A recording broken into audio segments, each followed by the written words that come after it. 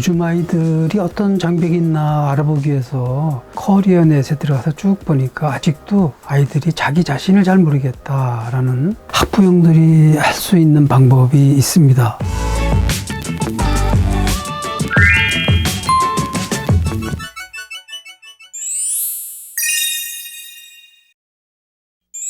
네, 안녕하세요. 경인교육대학교 서우석 교수입니다. 진로 장벽은 어떤 진로 목표를 달성하는데 방해를 하는 이런 요인들을 진로 장벽이다 이렇게 얘기할 수 있겠습니다. 좀 구체적으로 보면 진로 의사결정한다든지 진로 계획을 세운다든지 또 진로 준비를 한다든지 전공 선택이나 그 다음에 취업을 한 경우에도 적응하거나 발전을 하는데 어려움을 주는 모든 요인들을 묶어서 우리가 진로 장벽이다 이렇게 얘기를 합니다. 예전에 학부형들이 겪었을 만한 진로 장벽에는 무엇보다도 이제 가난해서 중고등학교나 대학을 가지 못하는 사례들도 있었고, 또 대학을 가는 경우에도 부모님하고 갈등 때문에 원하는 전공을 선택하지 못하는 이런 사례도 있고요. 이제 들어가서도 잘 적응하지 못해서 진로 변경을 한다든지 취업을 잘 못하는 이런 경우도 있었고, 또 취업을 하더라도 성차별이라든지 이런 것들 때문에 승진이라든지 이런 것들이 어려운 경우 퇴사를 해야 되는 이런 사례들도 있었습니다. 요즘 아이들이 어떤 장벽이 있나 알아보기 위해서 커리어넷에 들어가서 쭉 보니까 아직도 아이들이 자기 자신을 잘 모르겠다라는 직업 세계가 어떤 것들이 있는지 또 어떻게 탐색해야 되는지 이런 걸 모른다고 하는 아이들도 있고, 또 부모님하고 진로와 관련해서 생각이 다르다라는 이런 것도 있고, 또 내가 원하는 분야의 직업에서 사원을 많이 뽑지 못해서 취업 장벽이 있다 이렇게 이야기를 하기도 합니다. 네, 진로 장벽은 크게 두 가지로 나눠볼 수 있습니다. 내적 요인하고 외적 요인 이렇게. 내적 장벽 요인이라는 것은 진로 정보가 부족하다든지 학업 성취도가 부족하다든지 자신감이 없다든지 자존감이 낮다든지 신체적인 여건이 좀 부족하다든지 이런 것들을 이야기합니다.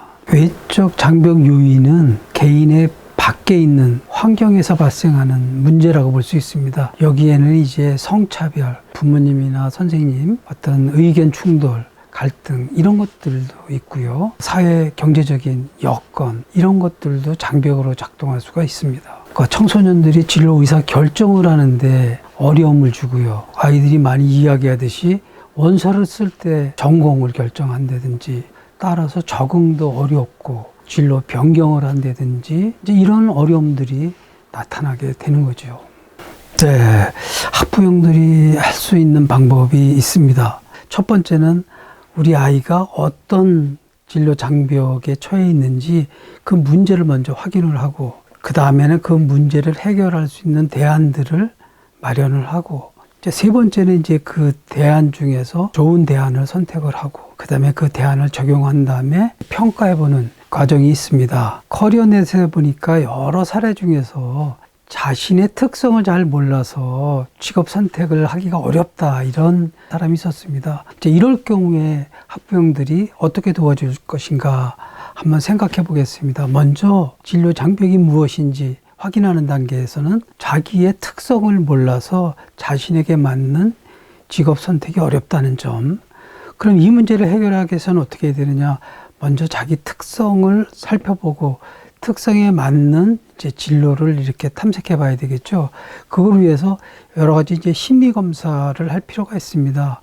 적성, 흥미, 가치관, 성격 이런 검사를 해서 그 특성에 알맞는 이제 직업을 추천을 받게 됩니다. 추천 직업을 리스트업하고, 세 번째 단계에서는 리스트업된 그런 직업들을 갖다가 여러 기준으로 평가를 해서 대안들을 몇 개를 추출해내는 이런 과정이 필요한데, 이 추천된 직업들을 모아서 기준을 가지고 평가를 해봅니다. 그거를 우리가 이제 가중치 평가 기법이라고 하는데요. 직업의 장래성이라든지 또 보수라든지 그 사회 기여도라든지 또 성취 가능성 또 사회적 지지 이런 것들을 기준으로 해서 여러 가지 그 직업들을 평가를 하고, 그 평가 결과를 가지고 한 3가지 직업 대안을 이제 선택하는 것이 세 번째 단계입니다. 그 다음에 네 번째 단계에서는 세 개의 진로 대안을 가지고 여러 가지 방식으로 탐색해보는 그런 시간을 가지면 좋을 것 같습니다. 온오프라인으로 직업에 대해서 탐색해보고 직업인들을 직접 만나서 확인해보고 자신의 진로 멘토들에게도 또 이야기를 한다든지 해서 직업 대안을 충분히 알아본 다음에 그 다음 단계에서는 이제 최적 대안을 하나를 선택을 합니다. 그리고 이제 마지막으로 그 전 과정을 한번 검토해 보면서 정말 내 특성에 맞는 직업이 선택됐는지를 확인해 보는 것이 마지막 평가 단계라고 볼 수가 있겠습니다. 네, 지금까지 그 진로 장벽에 대한 일반적인 이야기와 일반적인 대처 방안에 대해서 말씀을 드렸습니다. 다음 시간에는 보다 구체적으로 진로 장벽들을 어떻게 헤쳐나가야 되는지 말씀을 드리도록 하겠습니다.